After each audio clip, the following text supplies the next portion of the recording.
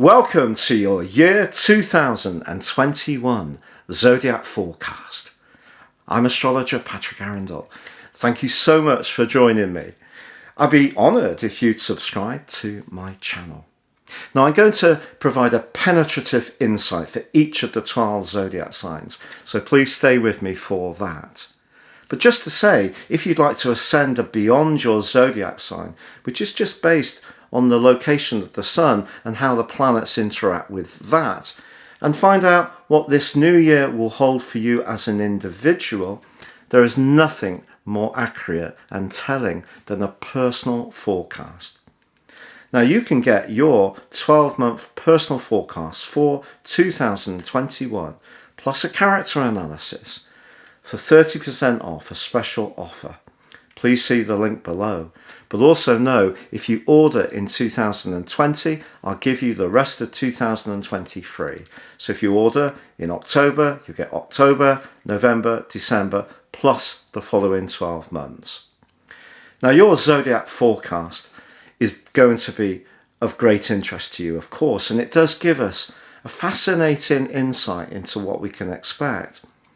But of course, the zodiac or the horoscope contains much more information than just our sun, and that's where that personal horoscope comes in. But also, as we start each year, we have a solar return, and I want you to think of that solar return at midnight on the 1st of January 2021 as like your personal birth chart. It gives us a blueprint of what we can all expect collectively for this new year. So I'm going to share that information next.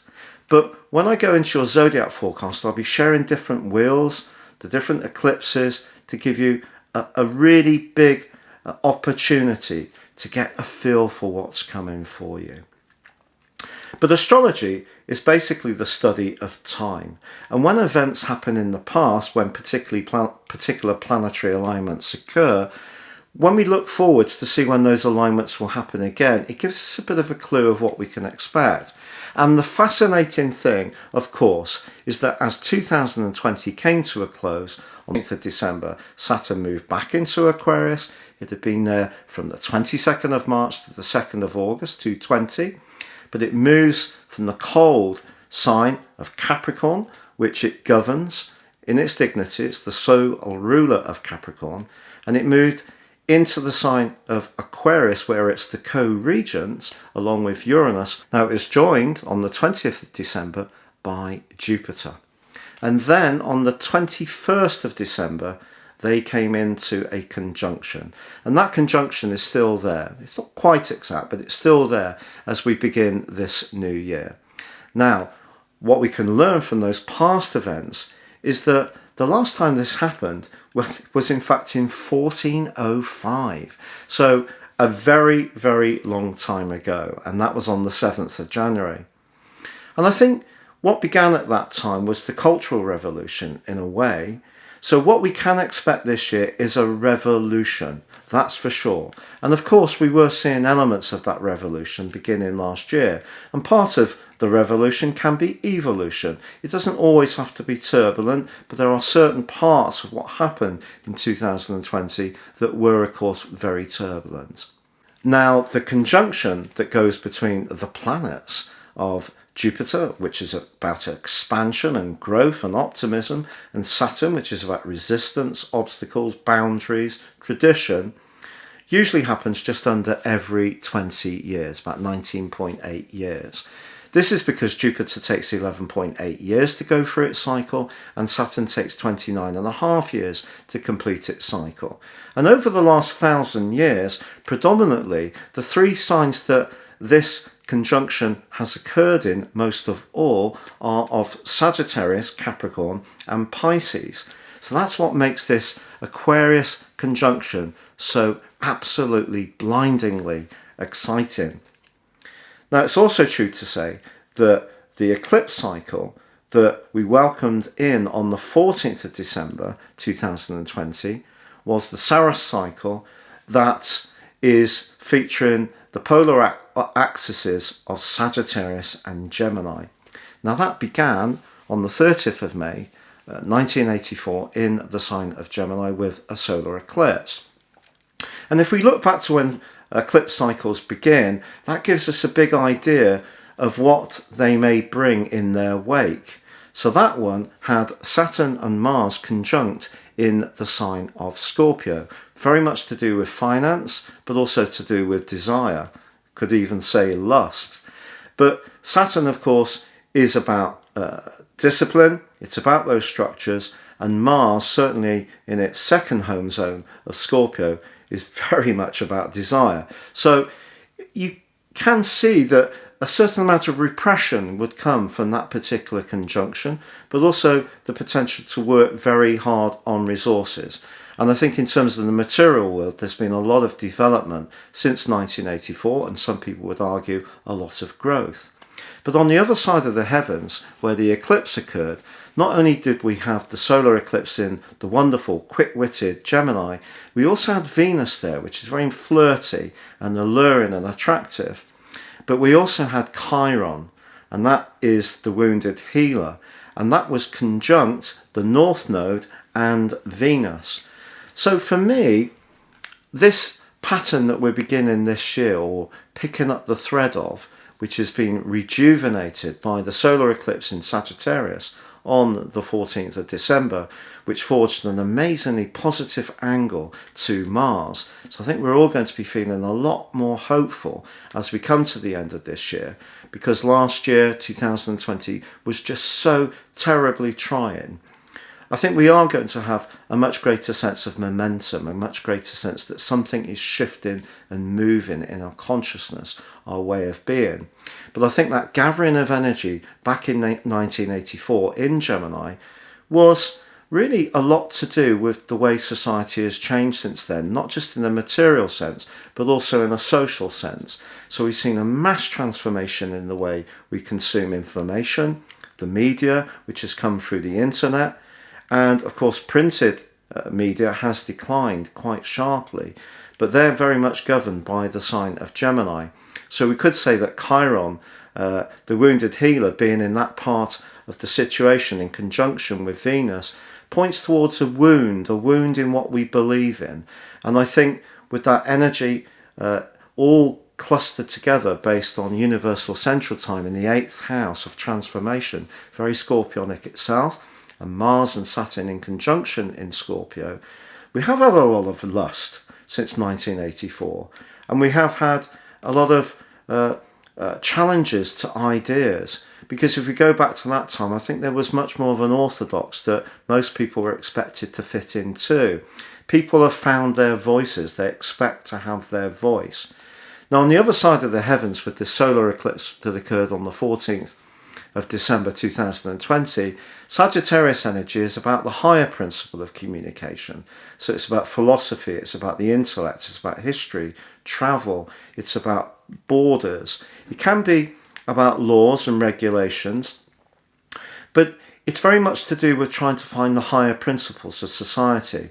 And because it forged an amazing link with Mars, I think both being fire signs, after the really pulverizing difficulties of 2020, which saw the end of an eclipse cycle between the axes of Cancer, which is ruled by the moon, so that's very much to do with emotion, the family, security, the seas, the waters, if you like, and on the other side, the harsh, cold reality of business, big industries, and materialism in perhaps its most extreme form, which has battled with the need to find emotional security on the other side of the heavens in Cancer. So we've had this big battle going on over the last couple of years, which has really been very difficult. And I feel that obviously there are some institutions, some business strands, some countries which will try to withhold or to hold on to power in a very oppressive way. And on the other side of the heavens, we had the moon is the repressed emotions that have been held down for a long time, especially to do with civil rights and people speaking up much more ardently about what they want. So the Sagittarius energy that is coming along, which re-evokes that first 1984 eclipse in Gemini, when this Saros eclipse cycle began, is very much about communication and information. So this year we're going to see a lot of sharing of ideas, that's for sure. And of course, we're seeing a lot of polarization in people's viewpoints and a lot of outspoken expression of ideas, and sometimes not enough tolerance. So that's an interesting principle. So as we come into this new year, although Saturn is the co-ruler of Aquarius, and of course it was co-present with Jupiter over the last year as Jupiter made its way through the sign of Capricorn, where of course it's not at its best, it's in its fall, and we've had a fall in the stock market. And also if we look back to when Jupiter and Pluto were last together, that was in 2008 in Capricorn, we had a fall in the stock market. If we go back to that eclipse cycle beginning in 1984, guess where Jupiter was? Yes, in Capricorn. And guess what happened that year? Yes, we had a fall in the stock market. It wasn't perhaps as quite as catastrophic as 2008 or perhaps even 2020. And that might be because when Saturn and Mars are together, particularly in the sign of Scorpio, which is very much about marshalling investments and pensions and all the rest of it, I think that Saturn was probably a stabilising influence, and all that Gemini stuff was in the 8th house of business anyway. But the Dow Jones did shrink 4% in 1984, so we can see as Jupiter makes its way through Capricorn every 12 years or so, it's not for the best when it comes for finance, investment, business generally. So as we come into this new year, Jupiter and Saturn are together and they are still co-present, and some astrologers would argue therefore that because Saturn is the co-ruler of Aquarius, the traditional ruler, that some of the more cool repressive energies of Capricorn will still be to the fore. And they could be right.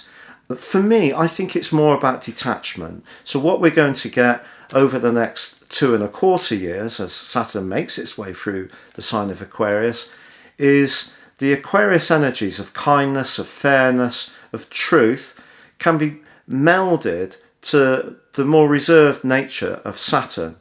So, for example, home working is very Aquarius, which has come about more because of COVID-19. It's very Aquarius, very independent. It's using technology, which Aquarius also welcomes for its modern ruler of Uranus. But in actual fact, I think it's going to lead to a lot of creeping isolation. I think people could kind of start to see that the world could become a kind of dystopianly detached place, which is not necessarily quite the utopia that people talk about for the Aquarian age. But that's where Jupiter can be a modifying influence for the cooler energies of Saturn. And I think the two together, as we turn into this new year, are going to be for the good. So this year is going to see Sagittarius and Gemini eclipse energy, apart from one lunar eclipse which will occur in the sign of Taurus. But what's really important is that Neptune, the planet of dreams, is going to be impacting all of these eclipses and also the North Node as we go through the whole of this year. The North Node is the kind of emotional direction of travel or society. It's in Gemini. It returns to 1 degree Gemini by the end of the year. But of course it's an air sign, just like Saturn and Jupiter begin the year in. So that airiness can be there, but that watery, eroding energy of Neptune can provide distortion. And I think the thing that's really going to be at stake this year, just as much as it has been in recent years, is the whole concept of the truth. You know, when we've got big media platforms saying it's not their role to govern the truthfulness or accuracy of what people say because everyone is entitled to an opinion, we're heading into really dark territory in my viewpoint. Traditional media, even if you're not a fan, has to live to certain parameters that come from regulation, even if sometimes they have stepped outside of it, probably quite often. But there is some regulation in place, whereas a lot of new media doesn't have any regulation, and that means that truth or facts get distorted to suit particular people's agendas. And I think we are going to still continue to have a lot of that in 2021. Now, the other thing that perhaps is not quite so well known is that although Jupiter will like being in Aquarius, and it is going to be much more expansive than it has been in the sign of Capricorn, it's not going to stay in Aquarius for the whole of this year. It's going to move mid-May into the sign of Pisces, and it's going to be there through to the 27th of July. Now, Jupiter, in fact, is the ruling planet or the co-ruler of Pisces, so it's returning home. And so that's an interesting one, but it does start to go into retrograde from the 20th of June for 4 months. So I think we might see a revival initially in the cruise industry by the middle of May. We might see bookings starting over again if COVID is coming back under a bit more control, as I believe it will. But I feel that once that retrograde begins, it is going to be very interesting how that affects the cruise industry. And the other thing I need to tell you is that in astrology, when we take a particular point, like that solar return at the start of the year, we get a map just like your personal horoscope. And that solar return, I've created it based on universal central time. And the ascendant is actually in Libra, which is very much about finding balance. But the midpoint between the sun and the moon's in the sign of Leo as we begin this new year, and the sun will be in Capricorn as usual. So the midpoint between the two is 21 degrees in Libra. So this is going to be very much a Libran year. And 21 degrees Libra is quite a fascinating point, because it is going to be next to, or very close to, a fixed star which has the characteristic of both Saturn and Jupiter. And that fixed star is called Foramen. And Foramen is very much to do with journeys, particularly sea journeys. It's said to be broadly optimistic, but it can see passages from quite tumultuous events to much more enlightened understanding. And that seems to be where the world is at the moment. We have an opportunity to change how things are, but just finding a vaccine for COVID is not the answer. Many of us won't take it. And of course, many of us don't want to be ruled by fear, so we're going to carry on our lives. So it's an interesting fixed star to have on that midpoint, but also the midpoint is ruled in terms of the 12th harmonic, or the Dward, by the sign of Gemini. So, I'm talking about this Saros Eclipse series being very much to do with the polarities of Gemini and Sagittarius. Gemini, quick wits, communications, sharing of information, and the higher energy of Sagittarius. Now, like all zodiac signs, I'm not talking in terms of your zodiac sign or how you live within your zodiac sign, because we all have a choice to live to the best of our zodiac signs, or there is a more base instinct within each zodiac sign, and everybody has a choice. But this year predominantly is going to be about finding balance. It is going to be about communication, and it is going to be about trying to find a search for truth. Now, I mentioned before, what did I say for 2020? Well, the midpoint was actually in Aquarius, and it was conjunct Venus. And Venus in Aquarius is very much about us as a collective, and also is in the 4th house, which is about our sense of security. But we also had Neptune conjunct the moon as the solar return began for 2020. Quite incredible. So the Neptune in the sign of Pisces, which it governs, conjunct the moon. And Neptune is very much about gases, infections. It can be about uncontainable situations. It can be about distortion. It was also potentially very much about spirituality. It's about healing.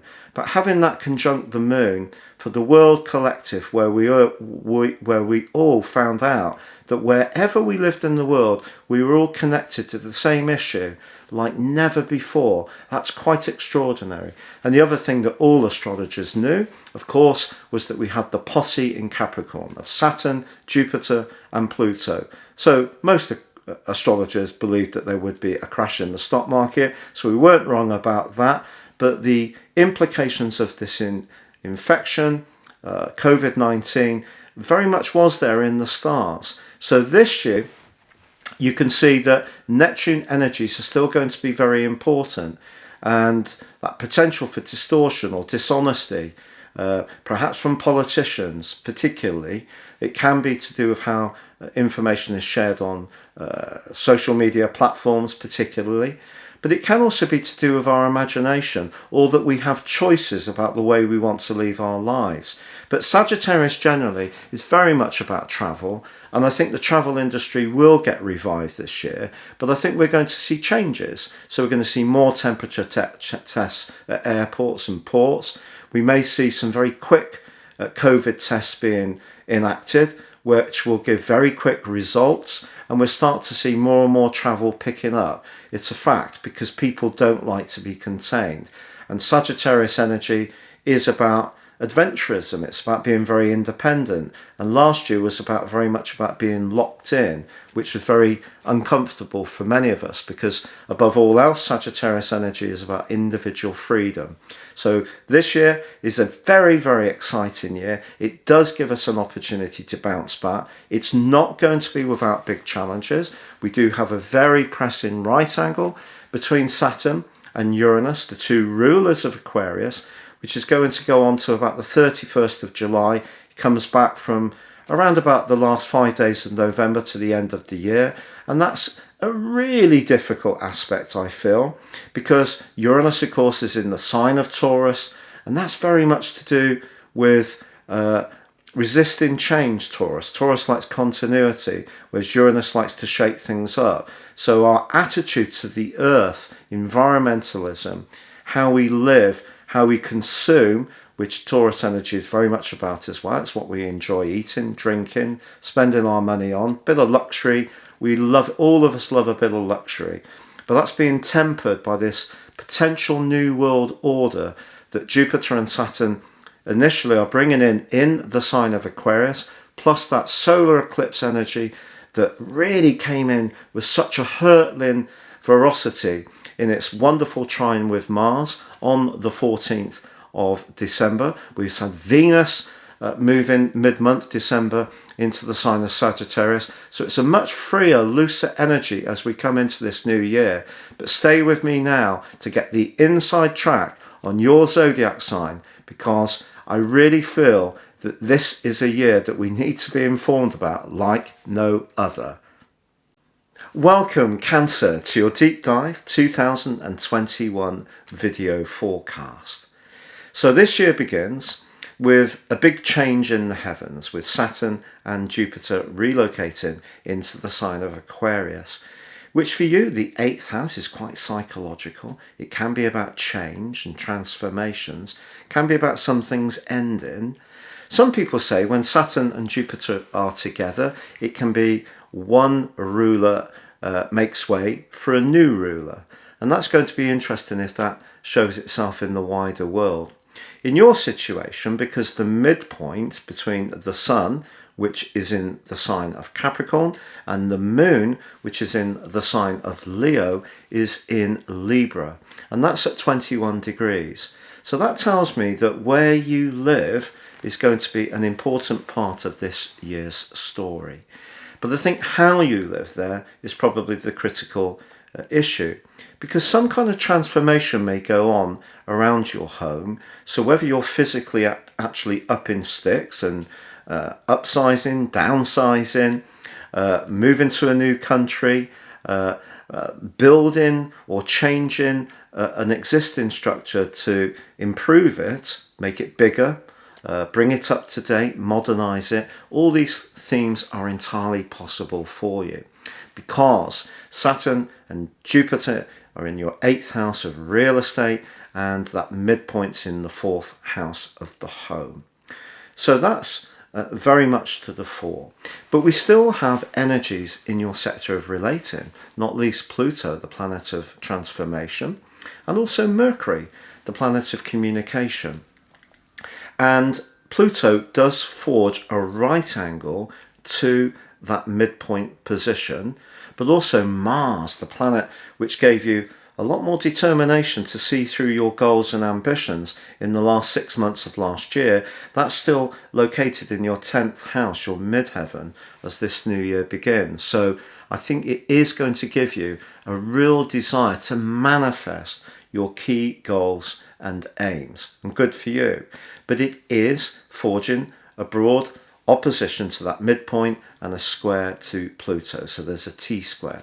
So it's kind of saying to you, when we've got Mars and Pluto at right angles to one another, that change can come with a degree of discomfort, because Pluto and Mars in a right angle is about power.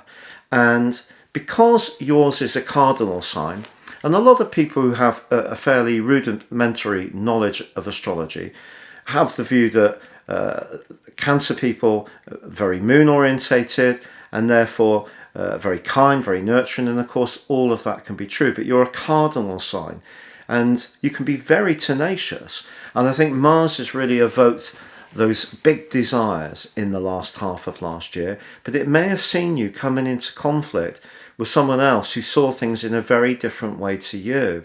So power plays and politics have probably been part of the mix, and I think they can still be part of the mix this year.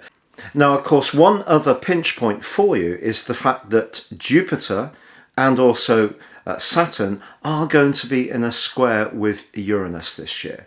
Now, particularly Saturn. That's going to go on from January through to the end of July. Because Uranus continues in your sector of new experiences, new friends, new directions, that's something that gives you a natural desire to be more investigative.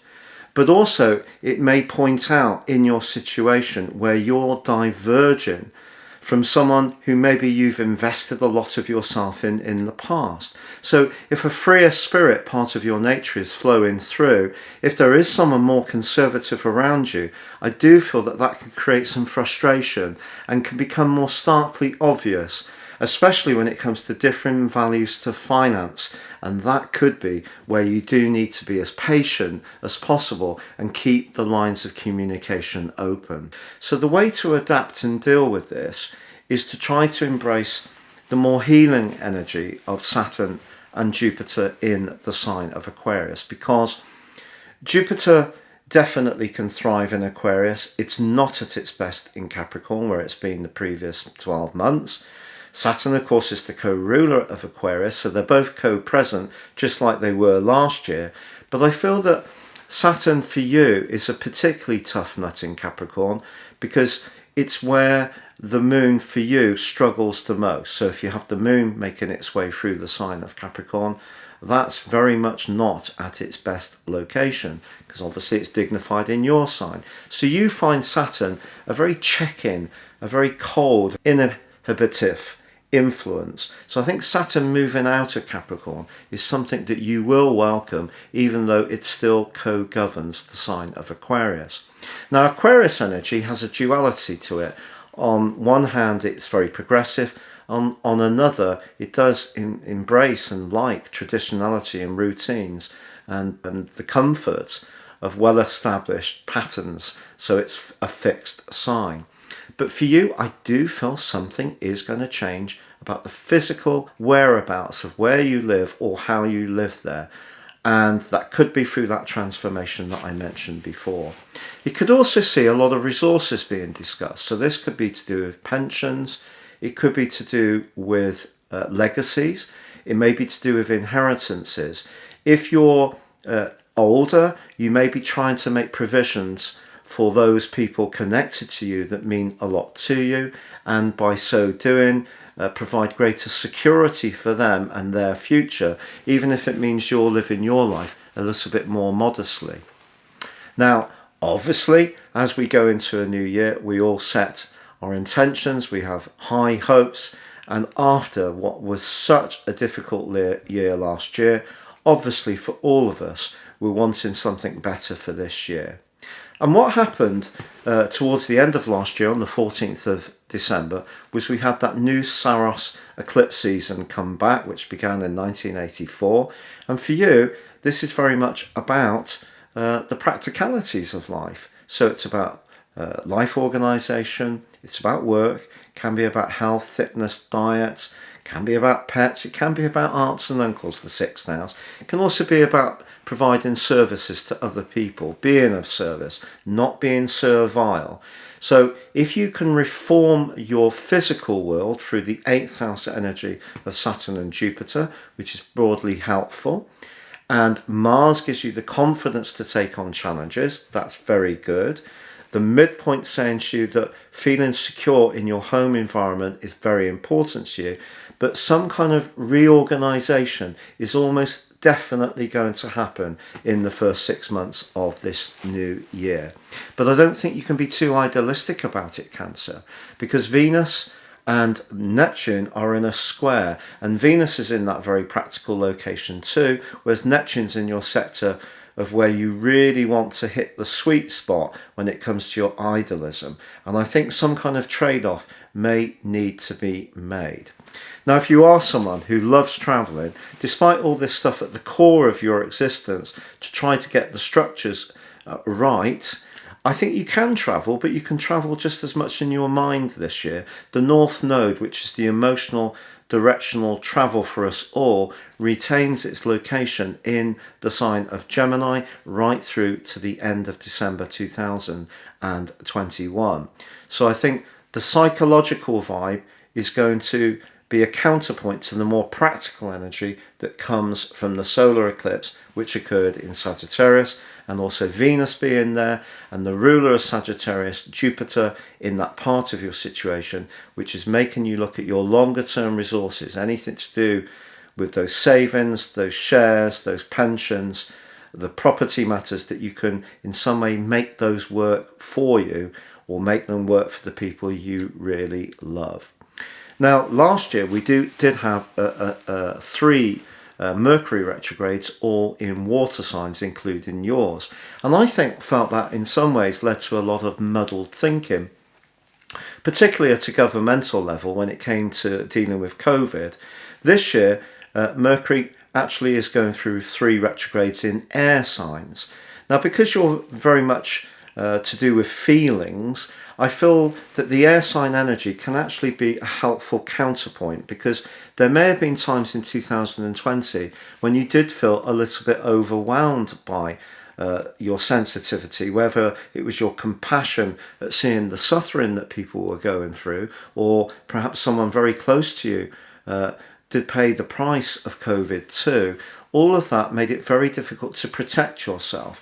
Whereas I feel the Mercury retrogrades this year, the first begins at the end of January. Broadly, the Aquarius retrograde goes through to the 11th of March when it comes out of shadow. We then have a repeat, which occurs on the 30th, the 25th of May to the 21st of June. But that one is going to encapsulate the energies of the second solar eclipse in the total 12 months that occurs in the sign of Gemini, and that occurs on the 10th of June, and it's particularly sensitive for your sign because it merges with Mercury in retrograde, but both are going to be squaring up to Neptune in your 9th house. This means the second half of this year can find you very, very able to absorb information, emotion, sensory stuff from around you. If you do work as a psychic or a healer, or you're someone who's a carer, this can definitely add much compassion and an extra asset to your natural ability. But one of the things that we have to watch when Mercury and Neptune are in a right angle is distortion, deception. So you could find that your rational mind may have to fight to keep a degree of control over the part of your nature that can really flow with those emotions more. Now, one of the classic ways that Cancer people deal with stresses and strains is to withdraw. You've got that hard hat that the crab has, that shell, and you can be tough. And if you don't feel like opening up, no one on this planet is going to make you open up. But the problem with that approach is that it can see a lot of accumulated energies and unresolved emotions build up over a very long period of time. And I think if that has been your personal pattern, then there is a potential in the second half of this year for a lot of healing. But you have to be open to the process and want to embrace it. And that's really a life choice for you. Because, as I said before, you're very determined, a very redoubtable sign, very, very tenacious. And often Cancer people make incredibly good managers, whether it's of retail businesses or big, massive organisations or just the domestic front. Everything can run very well with your wisdom and your firm touch and organisation. But I do feel that there is that chance, particularly if by then you're settled in your new environs, to really let some of the pain and the suffering that you may have encountered through that eclipse season where Saturn was in opposition to you, and Pluto as well, and maybe there have been some big transitions around relationships. It's a great time in the second half of this year to give yourself permission to be vulnerable. And I'm not sure how many Cancer people are actually that availing to that concept, because I feel that you're actually quite different to the quite simplistic archetype that does exist in astrology, of being chained to the kitchen sink making apple pie. There is that part to your nature, but that part that's very protective has been very strong in recent years. But you've got to make sure that being defensive doesn't become a habit. And if it has become a habit, you're on that beach, but you're curled up, you're dug down in that sand. You're not walking along the beach, strutting your stuff, going into the sea in a joyful way. You're just making sure you're hunkered down in a very reactive mode. If that rings true to you, I think this year gives you an opportunity to perhaps come to terms with your vulnerabilities, the things that you are fearful about, and let them go and release them. There is a form of astrology called Zodiac or releasing, which actually comes to mind in a way of what you could achieve from the 10th of June onwards. But equally, you've got to be aware of opening up to the wrong people with Neptune in the mix, or being guided by kind of like false prophets, if you like, kind of people that have a self-help book for every single crisis, but actually it might not be the right one for you personally. So continue to listen very carefully to your intuition, which is so strong and so reliable. But I feel that once the lunar eclipse occurs on the 19th of November in the sign of Taurus, that's in a way going to be very helpful to you, because although it does clash with Jupiter, I don't think it's going to be in a particularly bad way for you. It just kind of makes you more conscious of the need to be more selective of who's in your life, and also about your time management. Now, of course, Jupiter does go into your sister water sign of Pisces in the middle of May, and it will be there right through to the end of Cancer season, the 27th. And that does give you an opportunity to maybe be a little bit more expansive and adventurous, but it is going retrograde from the 20th of June. So I think even if you are thinking of travelling, we've all got to still be mindful that COVID won't be solved. We're going to have to live with it. And of course, you may be one of those people like me who's not too keen to take any kind of antidote to it, vaccine, because the original vaccines aren't really getting tested widely, are they? They're going to be rushed out. And so we may all have to modify our behaviour still. So usually with Jupiter going through your ninth house, even if it is just for those 10 weeks and then a bit at the end of the year, would be a time for you really to get near the seaside, go somewhere very inspirational, a place of culture, somewhere that really raises your senses, a retreat, a meditation. You can do all these things at home, of course, but there may be some kind of tempering going on because of COVID. But that brings us round to the solar eclipse, which occurs on the 4th of December, and it is in the sign of Sagittarius. So that reorganisation around your structure of life, how you live, who you live with, where, your health approach, all of it is really under the astral microscope for the whole of this year. But I think what this second solar eclipse within the 12 months the first being the 14th of December 2020, is going to show you is that transformation can occur in those areas, and that releasing that can go on through that solar eclipse can be very valuable. So many people see Mercury retrogrades as being such a bad thing, but I think for you, especially on that solar eclipse, it could be about really accessing your fears, vulnerabilities and concerns, and knowing that it's okay. We all have them, and your natural need for privacy and to be protective and to guard yourself is very, very positive and very necessary. But as I said, has it become a habit to be a little bit defensive? So as the year comes to a close, I think you'll be looking back, especially with Venus in Capricorn, merging with Pluto in the last couple of weeks of 2021, there could be a fated relationship that brings the curtain down on this year. It certainly is going to be fascinating for you. If you'd like to ascend above your zodiac sign and embrace more serious astrology and get your blueprint for 21 based on your individual birth data, there are no two forecasts the same, then please see the link beneath this video. You can get the rest of 2020 for free if you order in 20, all of 21, 12 months, plus a character analysis, or you can choose to have a one-to-one with me. Please see my testimonials by clicking the link beneath this video. But for now, take good care, Cancer. Wishing you all the best. God bless and goodbye.